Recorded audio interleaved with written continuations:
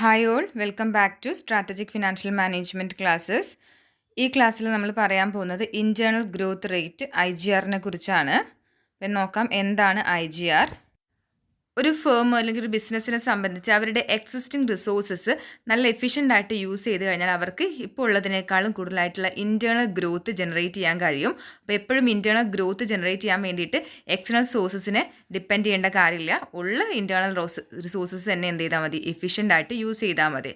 ഒരു എക്സാമ്പിൾ പറയുകയാണെങ്കിൽ ace sporting എന്ന് പറഞ്ഞ കമ്പനി അവർ മാനുഫാക്ചർ ചെയ്യുന്ന ഗുഡ്സ് എന്ന് പറയുന്നത് ബേസ്ബോൾ, ഗ്ലൗസ്, ബാറ്റ്സ്, മറ്റുള്ള എക്യുപ്മെൻറ്റ്സ് ആണ്. അവരുടെ മാനേജ്മെൻറ്റ് അവരുടെ കറണ്ട് ഓപ്പറേഷൻസ് റിവ്യൂ ചെയ്തപ്പോൾ അവർക്ക് മനസ്സിലായി അവരുടെ പ്രൊഡക്ഷൻ പ്രോസസ്സിൽ കുറച്ച് ചേഞ്ചസ് വരുത്തി കഴിഞ്ഞാൽ അവർക്ക് ഇപ്പോൾ ഉള്ളതിനേക്കാളും എഫിഷ്യൻ്റ് ആയിട്ട് അവർക്ക് വർക്ക് ചെയ്യാൻ പറ്റും. ദാറ്റ് മീൻസ് അവർക്ക് മെഷീനറി, അവർ യൂസ് ചെയ്യുന്ന മെഷീനറി അല്ലെങ്കിൽ എക്യുപ്മെൻറ്റിൽ അതിൻ്റെ യൂസേജിൽ ചേഞ്ചസ് വരുത്തുകയാണെങ്കിൽ, അല്ലെങ്കിൽ അവർക്ക് ഐഡിൽ ടൈംസ് ഉണ്ട്, ആ ഐഡിൽ ടൈം അവോയ്ഡ് ചെയ്യുകയാണെങ്കിൽ അവർക്ക് കറണ്ട് ഓപ്പറേഷൻസിന് കൂടുതലായിട്ട് എഫിഷ്യൻ്റ് ആയിട്ട് ചെയ്യാൻ കഴിയും. അതിലൂടെ ഇൻറ്റേർണൽ ഗ്രോത്ത് കിട്ടുമെന്ന് മനസ്സിലാവുകയാണ്.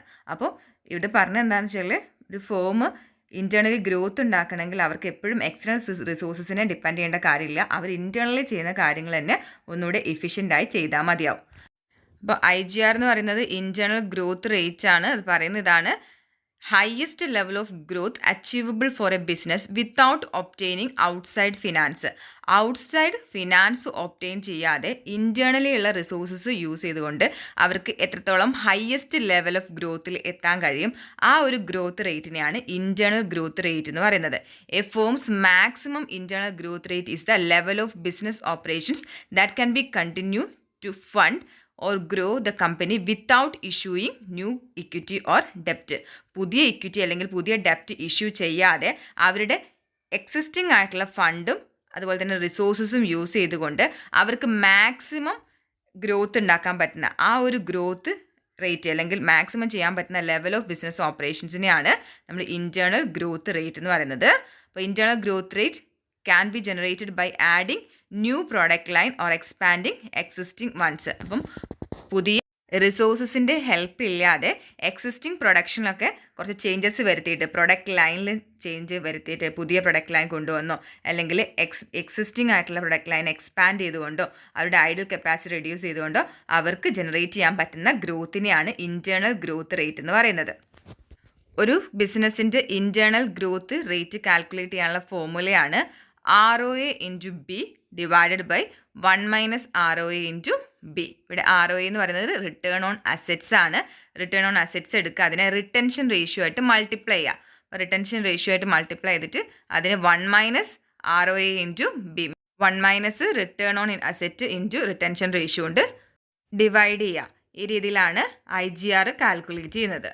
അപ്പോൾ ഈ ഇക്വേഷനിൽ നമുക്ക് ROA വേണം. അപ്പോൾ ROA അല്ലെങ്കിൽ റിട്ടേൺ ഓൺ അസറ്റ്സ് കാൽക്കുലേറ്റ് ചെയ്യാൻ വേണ്ടിയിട്ട് നെറ്റ് പ്രോഫിറ്റിനെ ടോട്ടൽ അസറ്റ് ഓഫ് ദ ഫേമിനെ കൊണ്ട് ഡിവൈഡ് ചെയ്യുക. അപ്പോൾ net profit divided by total asset of the firm ആണ് റിട്ടേൺ ഓൺ അസറ്റ്.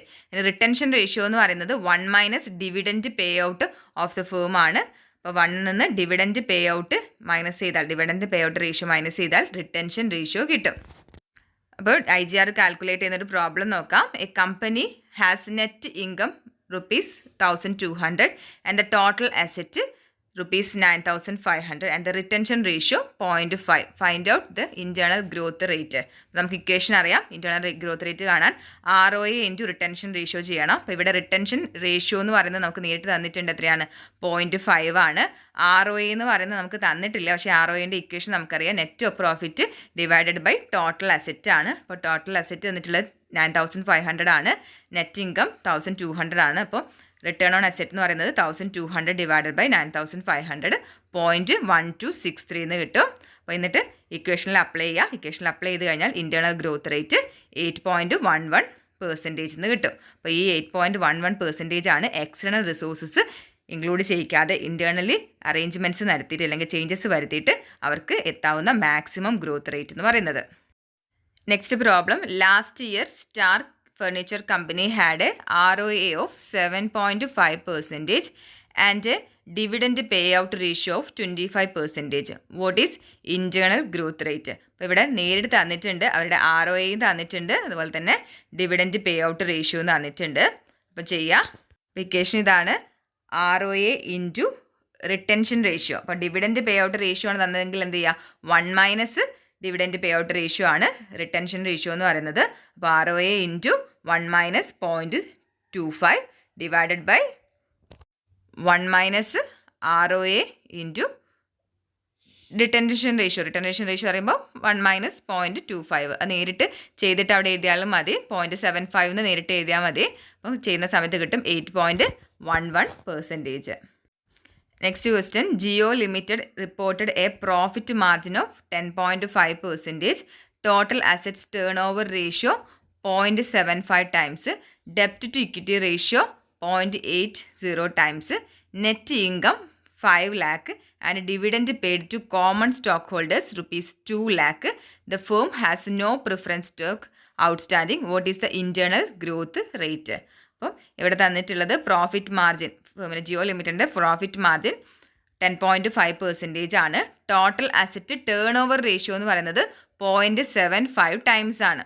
ഇവിടെ നമുക്ക് റിട്ടേൺ ഓൺ അസറ്റ് തന്നിട്ടില്ല, പക്ഷേ പ്രോഫിറ്റ് മാർജിനും ടോട്ടൽ അസറ്റ് ടേൺ ഓവർ റേഷ്യോയും തന്നു കഴിഞ്ഞാൽ ഇത് നമ്മൾ മൾട്ടിപ്ലൈ ചെയ്താൽ കിട്ടുന്നതായിരിക്കും റിട്ടേൺ ഓൺ അസറ്റ് എന്ന് പറയുന്നത്. അപ്പോൾ മൾട്ടിപ്ലൈ ചെയ്യുക 10.5% ഇൻറ്റു 0.75, അപ്പം 7.875% കിട്ടും.